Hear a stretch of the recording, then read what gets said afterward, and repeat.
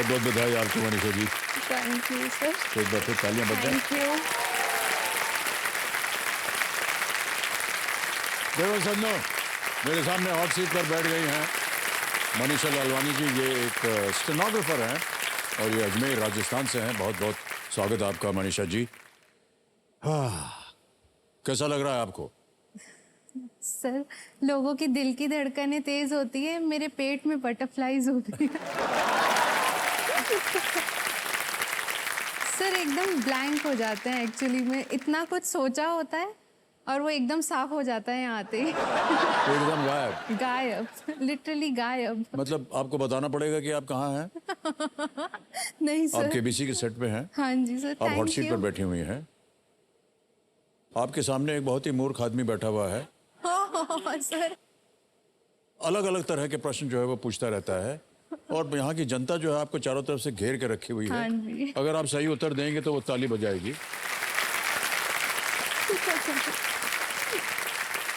Alright Manisha ji, companion के रूप में आप किसे लाए हैं आज? सर मेरे हस्बैंड आए हैं। आपके पतिदेव आए हैं। नमस्ते सर। नमस्कार करता हूँ और बहुत बहुत स्वागत आपका। आपका शुभ नाम? उमेश नाम है सर मेरा। ओके उमेश जी, बहुत बहुत स्वागत आपका। उमेश जी, आप आजकल क्या कर रहे हैं? सर मेरा फुटवेयर का बिजनेस है, द हैंगिंग शूज नाम से, अजमेर में। ओह, फुटवेयर बिजनेस है आपका? जी सर। ओके। आप बहुत खुश लग रही हैं कि पतिदेव जो है उनकी फुटवेयर की एक दुकान है। सर फुटवेयर की सिर्फ दुकान। महिलाएं हंस रही हैं क्योंकि तय हो गया है कि जितने चप्पल जूता आपको खरीदना होगा वहीं से आने वाला है। सर ऐसा नहीं है, इसलिए ही तो। ऐसा नहीं है? सर पूछिए उनसे, सिर्फ मेंस फुटवेयर है। उनको पता था बीवी सारे लूट लेगी, इसलिए रखा ही नहीं। भाई साहब, आपको बता दें, विवाहित जीवन को अगर आप संपन्न करना चाहते हैं तो शीघ्र ही आप एक विमेंस फुटवेयर भी दुकान खोल लीजिए। जी सर। एक बहुत ही अच्छी बात हमको पूछनी है आपसे। जी सर। जब आपका हम परिचय दे रहे थे हमने कहा कि आप एक स्टेनोग्राफर हैं। हाँ जी सर। मेरा ऐसा अनुमान है मनीषा जी कि आजकल की जो नौजवान पीढ़ी है उसको मालूम नहीं कि स्टेनोग्राफर होता क्या है। बिल्कुल सही कह रहे हैं आप सर। तो आप उनकी दिलचस्पी बढ़ाने के लिए आप बताएंगे कि स्टेनोग्राफर होता क्या है? जी सर। सर स्टेनोग्राफर एक्चुअली में पोस्ट का नाम होता है, उसके लिए आपको शॉर्ट हैंड सीखनी पड़ती है, जो लिपि कह लीजिए, लिखने का एक तरीका है जिसमें आप इंग्लिश को, हिंदी को या किसी भी भाषा को आप शॉर्ट में लिख सकते हैं। लिखते आप इंग्लिश हिंदी ही है but in a different manner, और वो शॉर्ट में होता है, आप बहुत जल्दी लिख सकते हैं उसे कंपैरेटिवली। जी। मतलब इतनी बड़ी सी स्पेलिंग होगी वो आप इतना सा में उस आपका काम हो जाएगा, तो वो रिपोर्टिंग वगैरह में काफी काम आता है। तो आपकी जो पोस्टिंग है कहाँ पर है अभी? किसी कंपनी में है? सर मैं एक पब्लिक सेक्टर अंडरटेकिंग में हूँ। अच्छा। अजमेर विद्युत वितरण निगम लिमिटेड। मैं एक गवर्नमेंट एम्प्लॉय हूँ सर। वहाँ आप काम करती हैं? जी सर, अजमेर में ही पोस्टेड हूँ सर मैं। ओके मनीषा जी, हम आपका टेस्ट ले सकते हैं? हाँ सर जरूर। ए, कागज पेंसिल दो। हाँ, ये आ गया। Thank you. ऑलराइट। तो मान लीजिए कि मैं, आमतौर पर ऐसा होता है ना, जो बॉस होता है कंपनी का, जी सर। आप उसके लिए काम करते हैं तो वो जेब में ऐसे हाथ डाल के ऐसे टहलता रहता है है कि नहीं, है ना? और will you take down some notes please? Thank you. जी sir. My dear Umesh,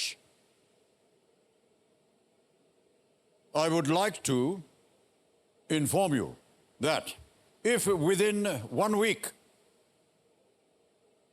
you are unable to build a ladies' shoe shop, we shall close down your men's store. Oh my God.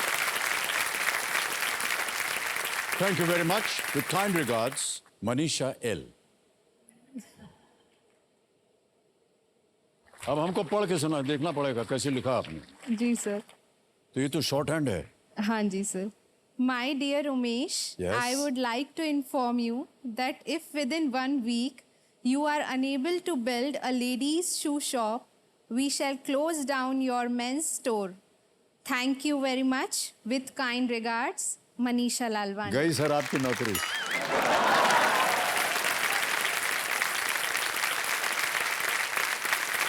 Hold on.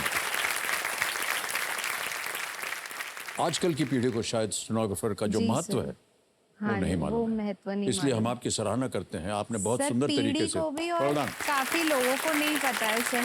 जी सबको ऐसे लगता है जब भी हम बोलते हैं स्टेनोग्राफर है तो कोई जानता नहीं होता। जी, जी। तो उन्हें लगता है क्या हो आप, क्यों हो आप, मतलब इतना वियर्ड सा बिहेव करते हैं कभी कभी कि हम लोग भी सर भले किसी भी पोस्ट पे बैठा हो, कोई भी पर्सन हो, बीइंग स्टेनो नहीं, भले कोई बाबू हो, एलडीसी हो, क्लर्क लेवल पे काम कर रहा हो, सर वो अपनी मेहनत से आया होता है। जी जी जी मैं स्टेनोग्राफर हूँ सर, मेरी भी अपनी एक जर्नी रही है जो कोई और मेरी बदले वो पूरी नहीं कर सकता जी, सर। जी।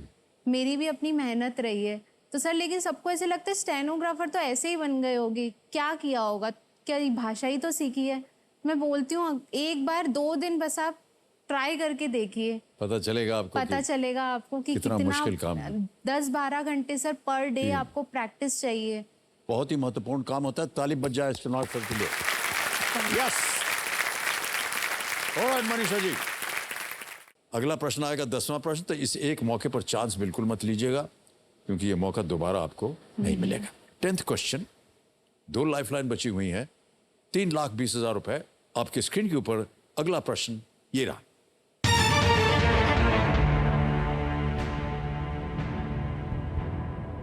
मई 2022 में भारत के मुख्य चुनाव आयुक्त के रूप में श्री सुशील चंद्रा का स्थान किसने लिया?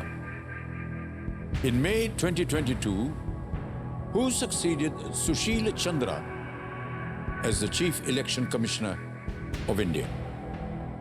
A. Rajiv Kumar. B. Manoj Pandey. C. Om Prakash Rawat. या D. सुनील अरोड़ा। सर मनोज पांडे तो नहीं है, वो थल सेना के अध्यक्ष हैं। सर मुझे राजीव कुमार लग रहा है।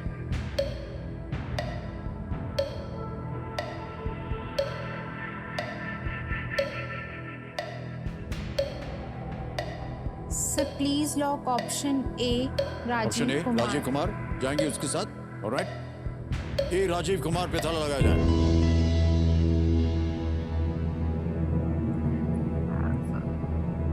सच में गलत? देखो बहुत जोर से अब की बार आपने बंद कर लिया अपने आदत। सही जवाब दिया आपने।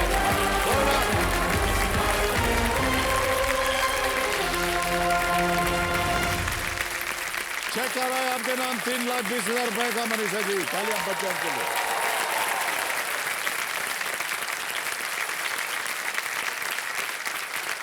ये देखिए 3,20,000 रुपए का चेक। Thank you sir. बहुत बहुत बधाई आपको मनीषा जी, बहुत Thank सुंदर you. तरीके से आप खेली है। Thank you sir. ये जो आपने उत्तर दिया राजीव कुमार जी का, इसके बारे में बता दूं। मई 2022 में श्री राजीव कुमार ने श्री सुशील चंद्रा का स्थान लिया और भारत के 25वें मुख्य चुनाव आयुक्त ये बने। श्री राजीव कुमार 1984 बैच के एक IAS अधिकारी हैं, 1984 बैच के। ओके।